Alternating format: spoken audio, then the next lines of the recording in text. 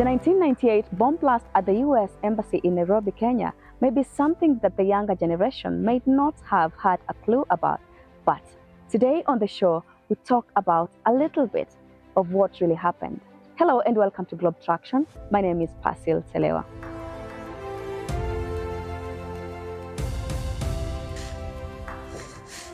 Caroline! Yes! Nice meeting you.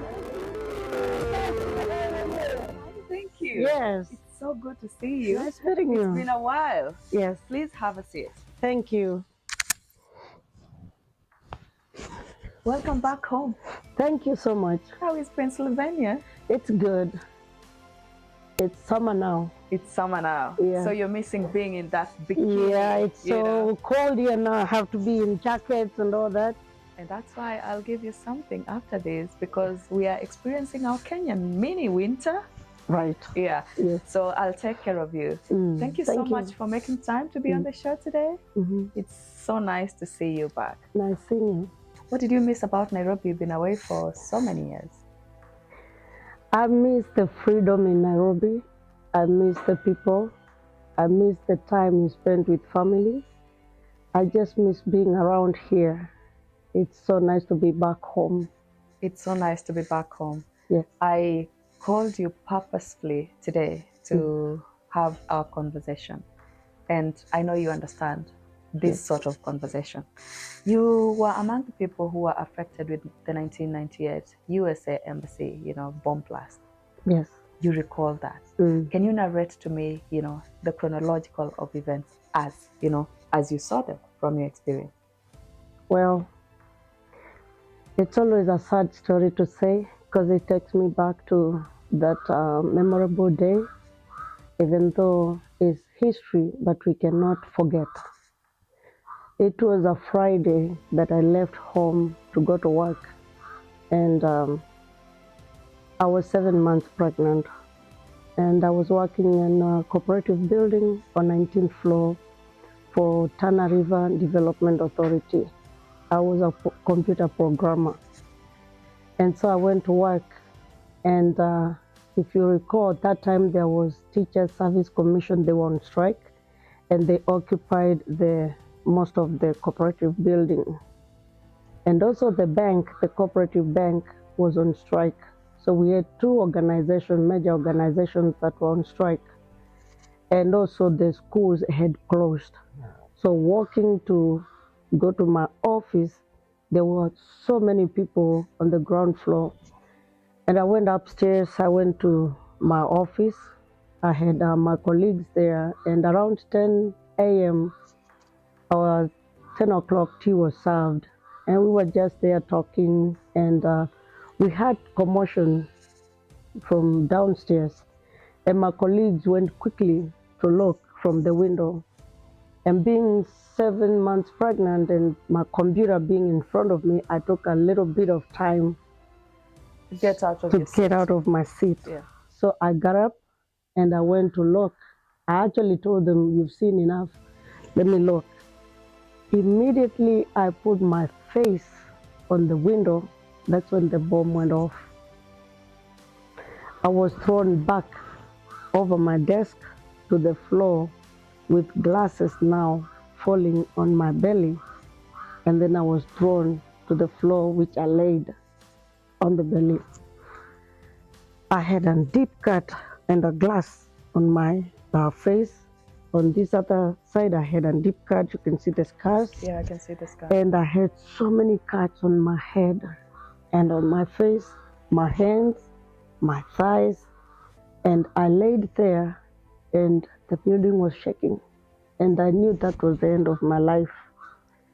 A colleague called Lillian, called me, "Caroline, we are finished." I said, "Let's pray." We said, "Mungu tusaidie," and then everything went quiet. And Lillian's husband was not in Nairobi, so she said, "How about my children?" I said, "Let's pray." The building continued shaking, and we just laid there waiting for our death. Then in a little bit, Lillian said, "I can hear people walking or talking."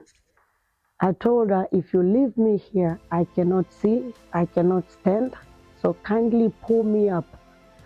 So Lillian So was while also, you're talking about her pulling you up, yes, do you have stuff on your body or what? I already have all the cuts, I'm bleeding. Yeah. And when she pulled me up, I took the blouse that I had out and covered here because I didn't want to pull the glass out because I didn't know how deep Deep it it's was. gone. Yeah. So I covered this eye so I could see. So when she pulled me, she told me that one of our colleagues has told her when he watches movies, you always see people being carried from the top of the building by helicopters. So he has told us to wait there. So we were there not knowing what to do. But Lillian pulled me up and now she started kicking the wall. Our computer room was partitioned with glass. The ceiling was glass. Everything is still falling. But she managed to pull me. She was actually kicking the walls. So we went to the steps. And I held on the stairway rail because there were so many people laid on the floor, some already dead, others screaming, saying, help, help. And that day I had screams from different languages. Mama yo, kaindevya, Mungu nisaidie. But I couldn't bend to help anybody. I still blame myself for that up to today. And I still feel those noises and those screams. But now when we were going down, Coming down the yes, building? Yeah. the steps were broke.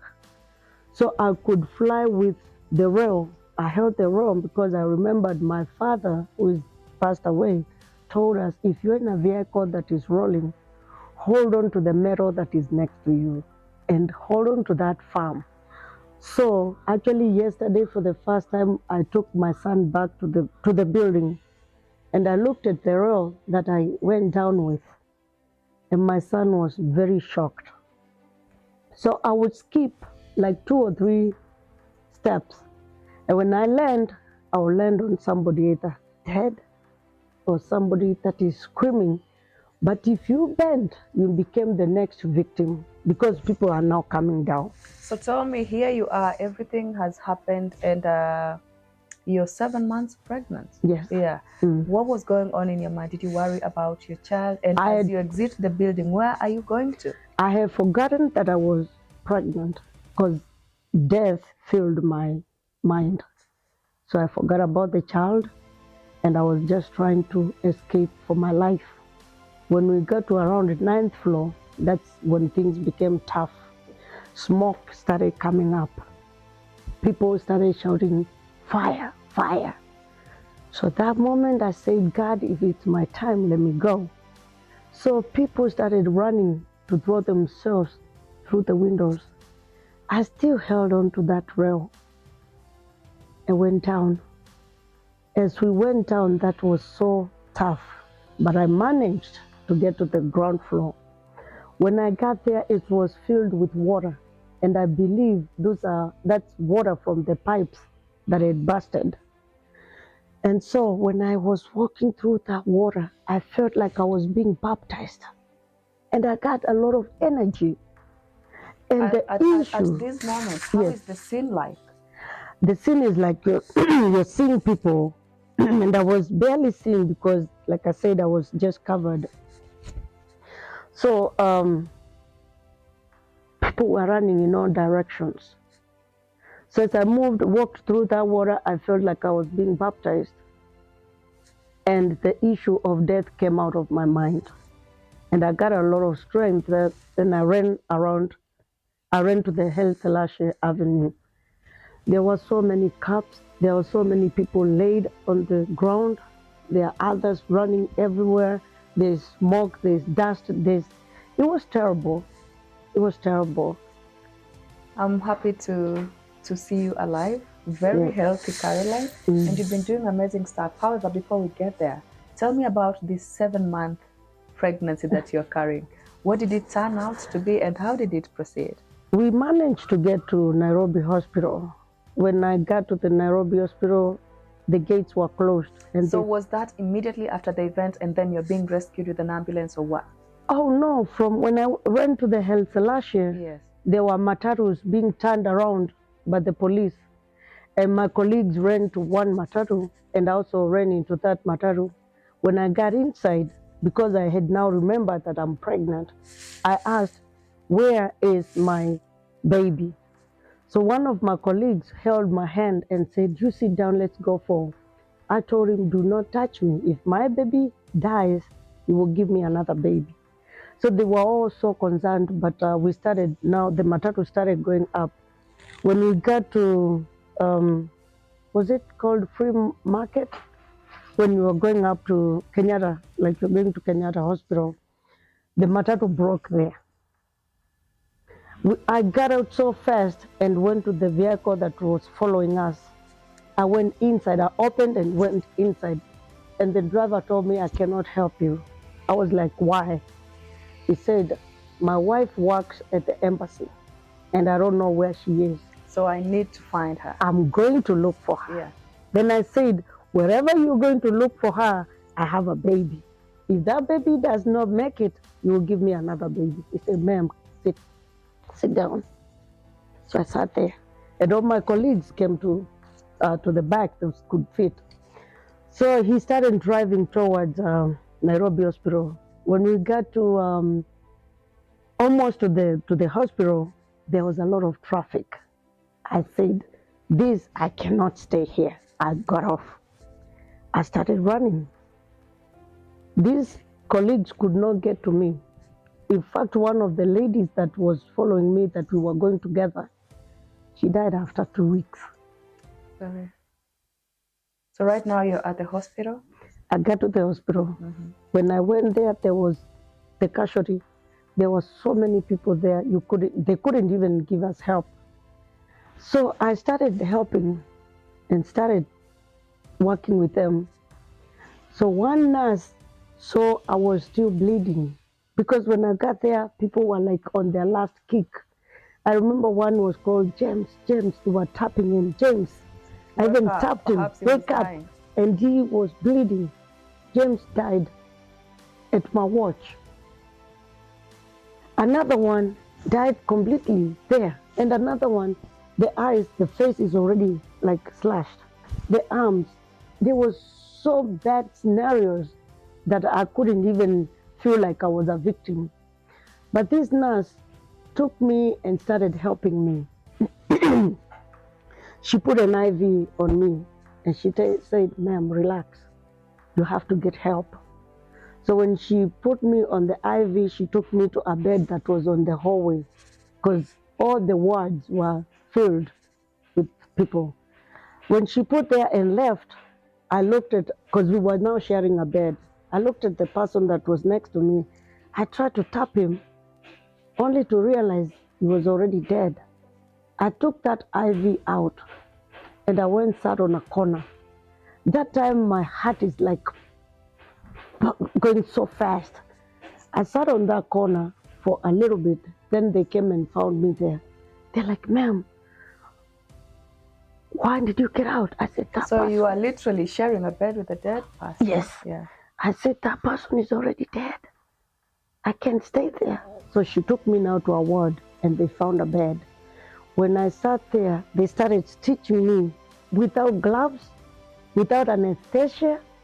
That was the most painful thing that I've ever experienced in my life. That time, they haven't even concentrated on my baby. They are now concentrating on the glasses, on my face. In fact, all my hair had to be cut because there were so many cuts and they wanted to see what's inside. So later on, they took me to the theater to find there were so many glasses on my belly. And they started taking them out. Unfortunately, some were stitched inside. And after a day, that's when they realized there's some glasses there. They could not even get the heartbeat of my baby. So they were saying that baby will not make it. They could not even let me watch news or do anything. But I was sneaking in some newspapers and read. That's how I learned it was a bomb blast. So my brother, my family was now looking for me. They were told, because Nairobi Hospital misspelled my name. So they were told I'm not there. The only place they can look for me is at the mortuary. My sisters went to the mortuary. My one brother said, I know my sister is not dead. I know she's somewhere looking and waiting to tell us the story. So my brother sneaked into Nairobi Hospital. That's around 7 p.m. I had not ate anything. My lips were all swollen. I'm stitched and bunched everywhere. So he came in. He went looking through the curtains. When he found me, he started crying. I said, brother, do not cry. I'm alive. There's so many people that are already dead. Let's praise God. But get something for me to eat. So wherever he got a soup, he started now feeding me because I couldn't hold anything. Then he left, and now he went back home with my clothes that I had filled with blood. I had an older son, 4 years old. That morning he told me, Mom, don't go to the city, because we were together at the building on the Thursday. I was taking one of my sisters to go and study at Blaine's Secretarial. And we registered. That day it was me, my son, my two sisters at Cooperative on the Thursday. So we were supposed to go back on the Friday to finalize. The lady that assisted us at Blaine's died.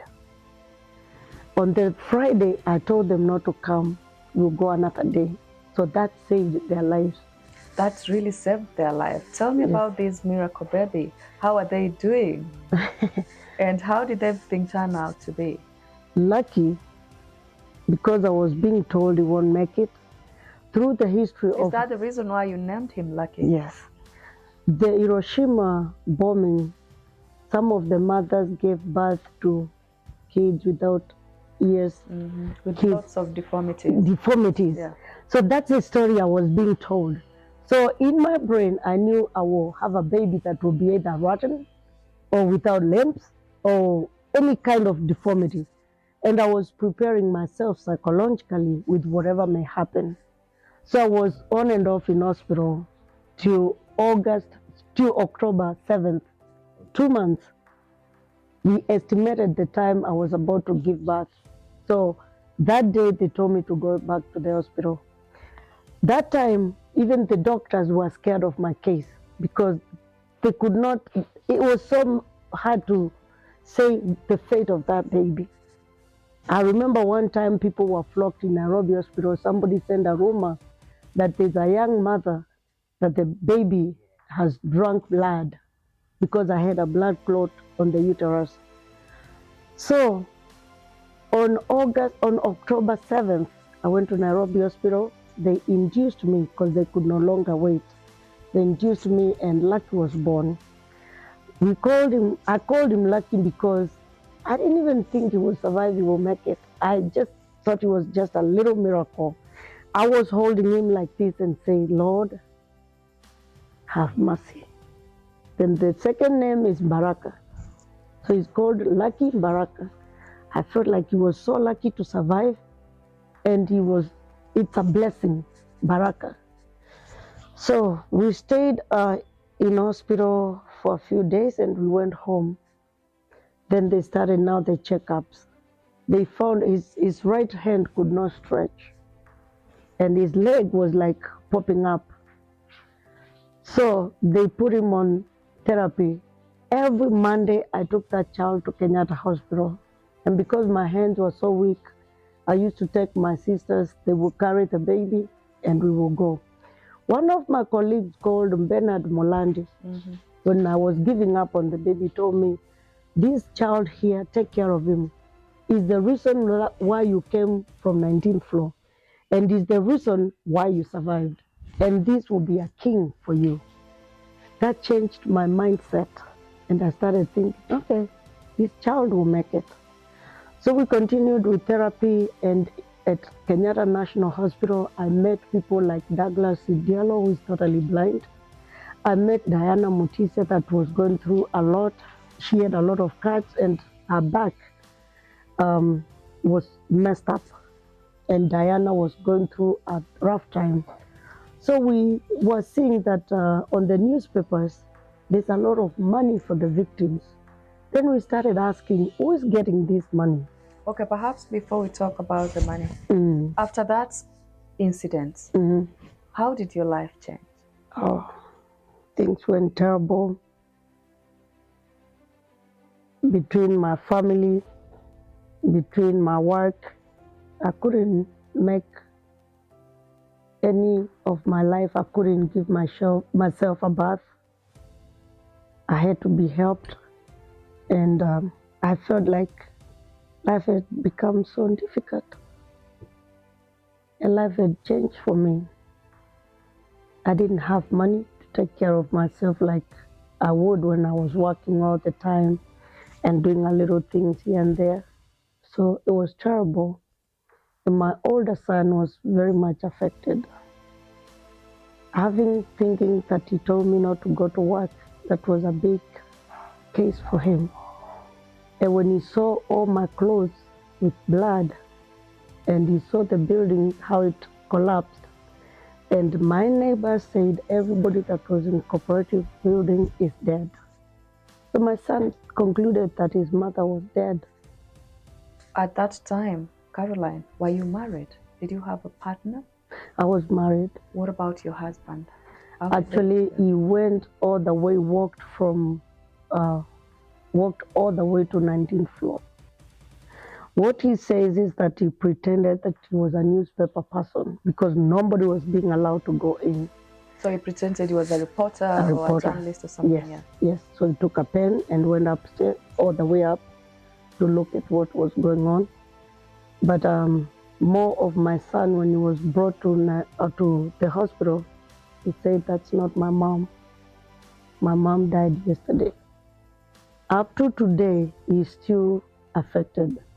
I've tried to take him to therapy, to here and there. Like last week when I came, he was like, because he's in the sides of Konza, he said, Mom, when are you visiting me? I said, I'm a little bit busy, but I'll come. He said, is that you speaking or it's the effects of the bomb? And I'm like, why are you saying that? He said, don't you know how much the bomb affected you? Then I was like, he still has those memories. Lucky when we went to the US, we continued with treatment, and God was so faithful. He went through his school, and he completed his high school. He went to college, and last year he graduated. When did you go to the US, Caroline? 2000. What got you going? Because I think the last time we had this conversation, you were talking of an exchange program. Yes. Yeah. So tell me about it, how you went and everything. So when we were meeting at Kenyatta Hospital, I think I mentioned the victims, we started coming together. Yeah. So we started an organization that we called Visual 7th August. To encourage each other. To encourage each other, that's peer counseling. So through that, we realized there were so many people that had a rough time, and we were not getting Medicom because they were thinking that we have a lot of money. That's when I was bringing the issue of the money, because the newspapers are saying there's a lot of money for the victims. I remember we had a card, a green card that was written BB, meaning bomb blast.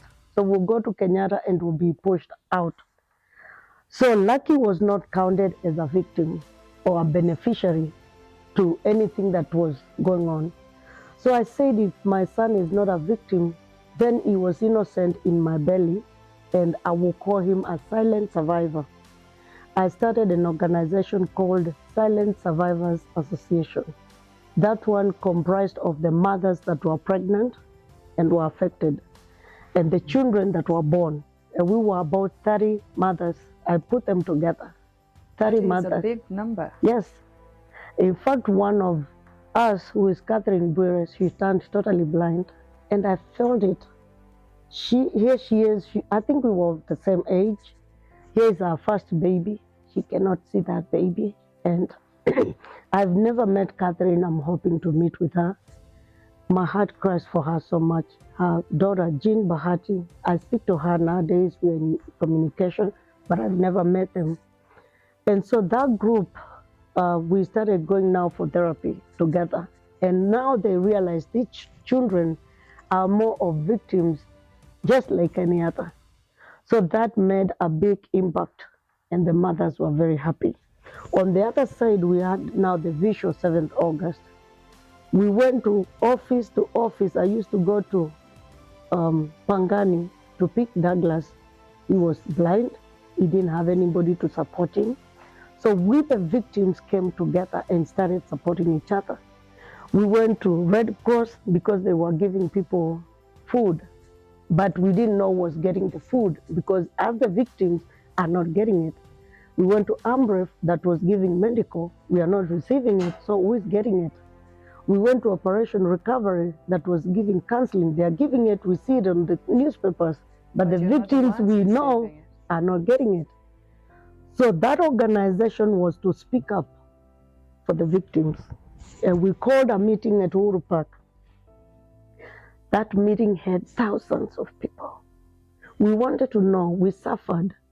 We were not fighting. This was a war that was not ours. Okay, perhaps it gets quite, detailed. How did you go to the US? That's the part I'm talking. Yeah. When that meeting, we had all the media, international media, and they took our story everywhere. And victims from Oklahoma in US read about us, and they reached out to us. And they called us for an exchange program. So I'm answering your question, how I went to the US. Yes. So that's how I went to the US. We went for an exchange program. What is this exchange program? What is the nature? They were victims of terrorist attack. And we are victims of terrorist attack. So we had a common thing to talk about, how they survived. Yes. And theirs was a little bit older. So they had the experience. And they also fought like us, even in the US. To get to the point of getting assistance, they had a rough time. So they felt for us, and they came now to speak to us. No, we went there. We had a whole week. We went to the capital city. We went to many places. We met the mayor. We met the victims. They gave us a lot of hope. And when we came back, they came to meet the other victims. So then now you set your foot in the US. Yes. What did you start doing? How did your life change? When we came back, I still had the scars on my face. They found a doctor for me. They called me back. I went back. I started treatment. They did not want to do a surgery.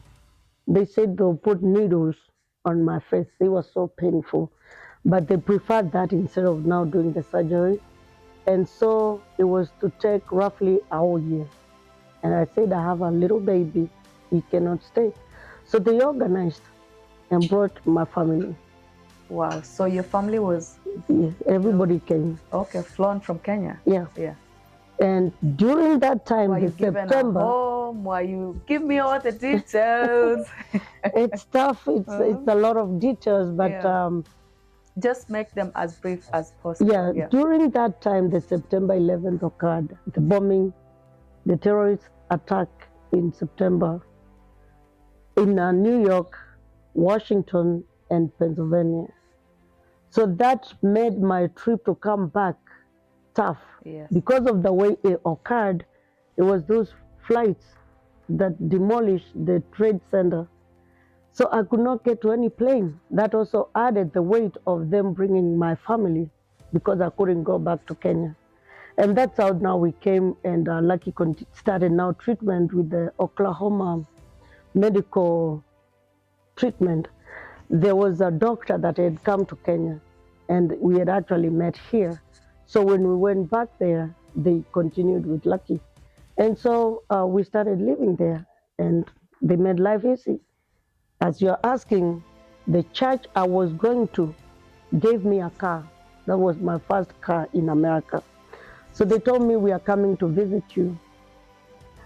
Now after my family came. In fact, when they came, they ushered them in. I saw a huge cake that I had never seen.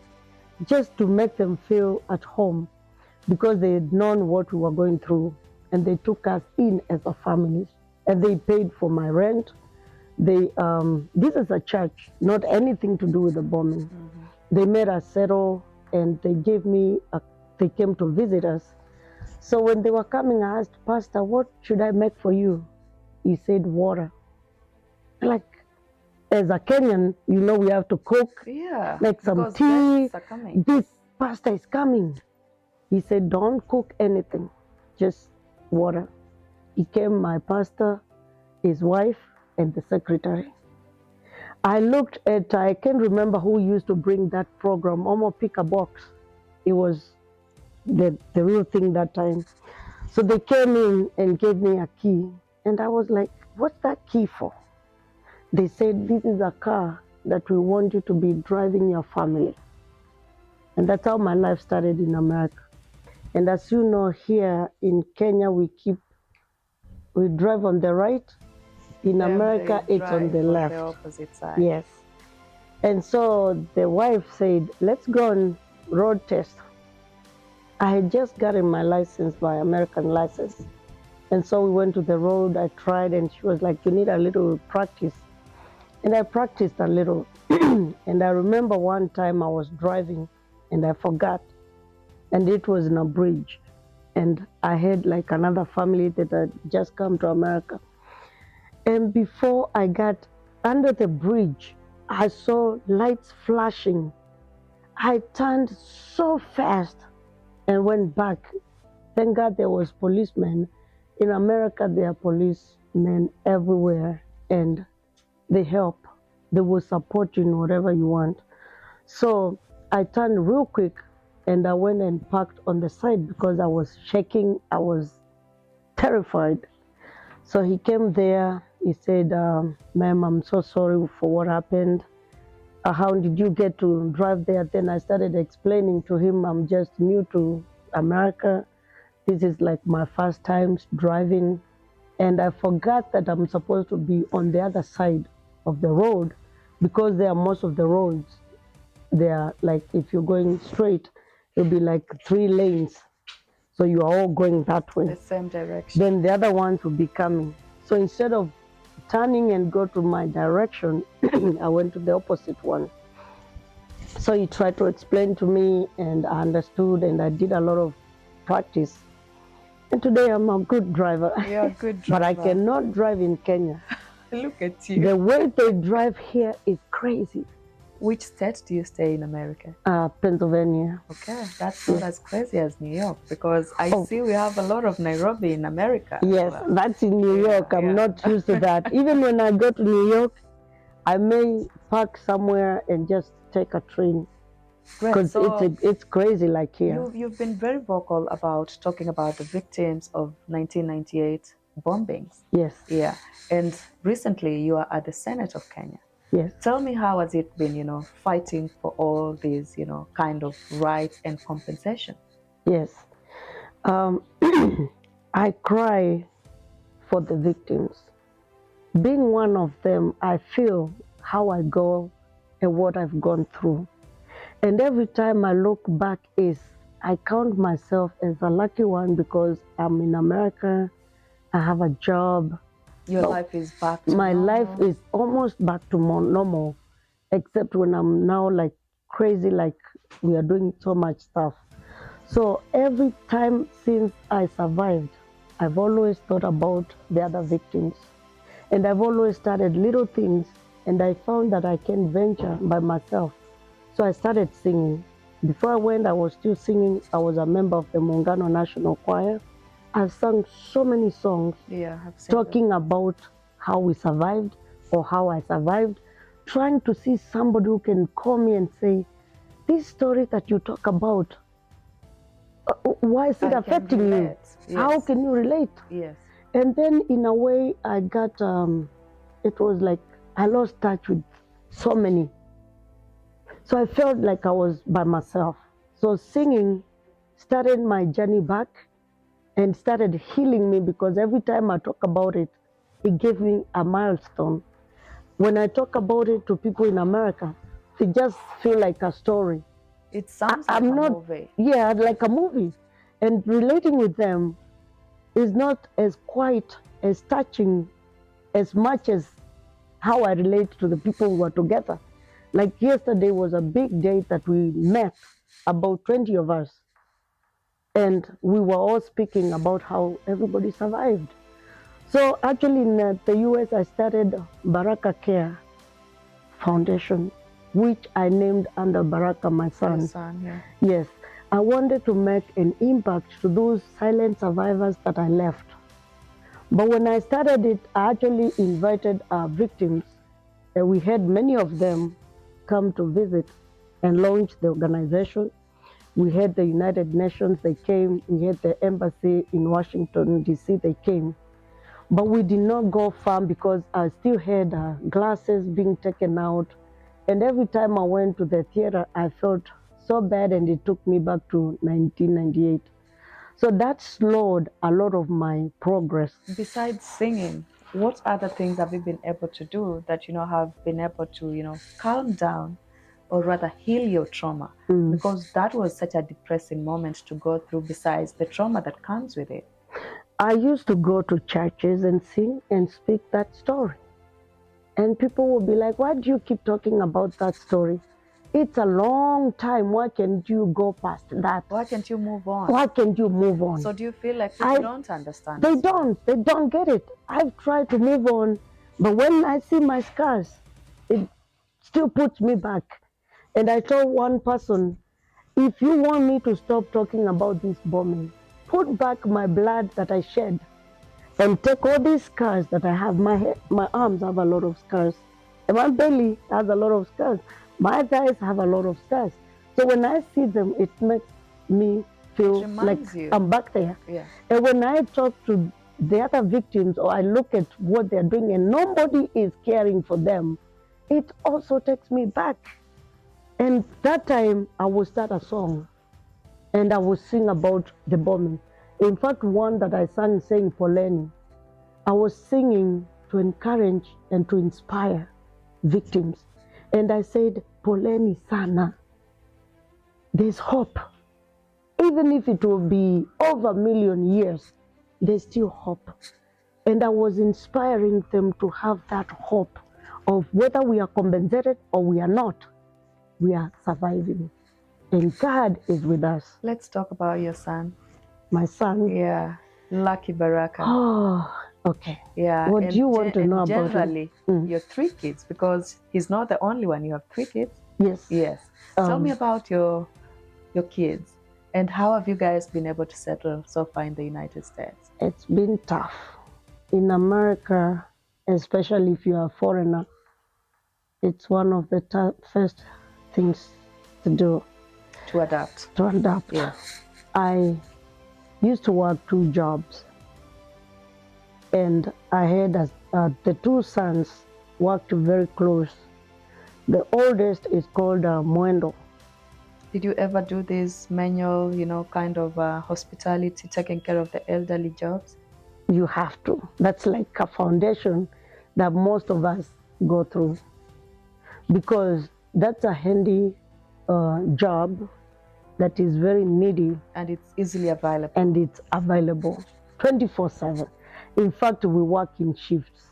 There's the morning shift, the afternoon shift, and the night shift. And because of the kind of my heart that I developed after the bombing, yes, in fact, my mindset changed so much, and I became a person who wants to help, to support, especially people who are going through medical challenges. And that has put me into the healthcare department. I helped and I went to school, I did a lot of stuff, and I started my own organization. And my songs talk about peace, because I always say, if the whole world can have peace, if you and me are fighting, let's sit down and talk. I believe if the United States of America and the Al-Qaeda sat down and talked about their indifference, we would not be suffering today. The people that are blind in Kenya would not be blind today because of their indifference, they resorted into a war that we became victims. I always say, ndovu wawili walipigana na tukaachwa nyasi ikikauka. Because they fought, they went their own way, they gave us a little help up to 3 years, and everything went quiet. We were left on our own, and we struggled on our own. What differences did you find in America, you know, after you now settled in and just adjusting to the culture? America is a very nice place to live, especially when now you adapt and start venturing into what you want to do. With the healthcare, I went into healthcare because of the help we got after we survived. I always turn that to help these people, because you find somebody who has maybe even high blood pressure, they don't have families to support them. So I feel like I become a family to them, and not more of the job, but more of becoming a family. I do counseling to them. My clients, I talk to them one-on-one, and we become like a family. Like now when I'm away, they're like, when are you coming back? When are you doing this? In fact, if I stay for like 2-3 days without talking to them, they will be like, I won't call it sick, but they'll be lacking something. They're missing something. Yeah. So that's how I relate to people. And that's how I've related with the victims here in Kenya. I want them to be more close to me. I want to do much. If I was a billionaire, I would go giving every person a penny, or penny is what we call shillings, mashilingi huku. Nitaenda nikiwapea pesa kama ningekuwa nazo, ya kumwambia we enda shule, we lipa matibabu. Like now, I contribute a lot to pay for medical. And through that, I started an organization with some of the victims, which we are calling Consortium of 7th August 1998 Victims Association. That association has brought us together. We have so many branches in it. We have one that comprises of all the widows and widowers. They are now coming together and speak, and I'm in their chat, and I look at how they talk and how they've now come together. We have another one for Teacher Service Commission. For the first time now they have a chat, they talk. Like one of them passed away, one of the victims passed away last week. They are now contributing and getting together, and as consortium, we'll be visiting the family next week. We want to bond. This is something that was coming to tear and steal, divide us, kill, destroy. Talk about all those things. So is this software engineer who left Kenya still a software engineer even in the US? My son? You. Oh, me? Yeah. Oh, no. Did you do a career switch or change or something? When the bomb occurred and I was blown from the window over my desk to the floor, every comment that were in my mind flew away. Stop it, Caroline. Today, since that time, actually, I stayed for a long time without getting on a computer. I always felt like they will blast and destroy my face on what was left. So I always tell everybody, all the comments, the programming comments flew. I no longer do any programming. So right now you're a citizen of the US as well as a Kenyan citizen. Yes. How did you get into the US system? And was it through, first of all, a visit visa? And how did you no. When I went and they brought my family, and the September 11th bombing occurred. Was it asylum? No. Yeah. No, I didn't get on that. The Oklahoma City bombing called me. We started helping the September 11th victims. So it was also like a peer counseling to one another. We used to prepare, unlike here, there they take care of their victims. We started reaching out to them, and they took me as their sister. And we started like making gifts to send to the families. And during that time, they realized I was still very fresh. My wounds were very fresh. So they took me to school to do counseling through Billy Graham Prayer Center. Great. So before I left Kenya, the Neema Counseling Center that was assisting us through Dr. Ndaboki had taken me to counseling school because I happened to be one of the survivors that was reaching out to the others. And because I was doing the peer counseling, they thought maybe if I get some skills, that would be even much better. I did a lot of counseling. I took a lot of people that were still in their homes, traumatized. I would say to somebody, if I walked from 19th floor and I was 7 months pregnant and I'm here, you can also be out here and be with us. So I brought a lot of them to the picture. They didn't want to come out. They were scared. But I used to talk to them. And so Neema started paying me to start going around. But they took me to school, and I was also taken to the Kenya Institute of Counseling here in Nairobi. So when I was there, and they realized I had that, and the Billy Graham Center was the one in charge of the victims in September 11th, and the mayor for the Oklahoma City, they both took me to counseling school that was called Scope Ministries, a Christian counseling. I went there for 2 years, and that changed my life since I couldn't get back the commands and the issue of the computer programming. So now you are a counselor. I'm a counselor, I'm a motivational speaker, and I'm also the CEO, the owner of Peaceful Touch Home Care, which is doing good in US. In the US. Yes. Yeah. Thank So you. I've adopted her, and I just thank God, and that's why I feel so much encouraged to come and motivate my fellow victims. Thank you so much for your time, Caroline. Mm-hmm. I got something for you. Okay. Now that you mention of winter. Oh my goodness. Thank you so much. How do you like it? This is beautiful. I hope it Woo! This is my, how did you know my size? Come on, Caroline. How many years have I known So you? many years. How many years have I? You know, my body keeps changing. I put on weight today. Yeah. Tomorrow I'm little. So, like today I told my sister, go and adjust my clothes. This is beautiful. So you can take off that jacket of yours and rock our hoodie.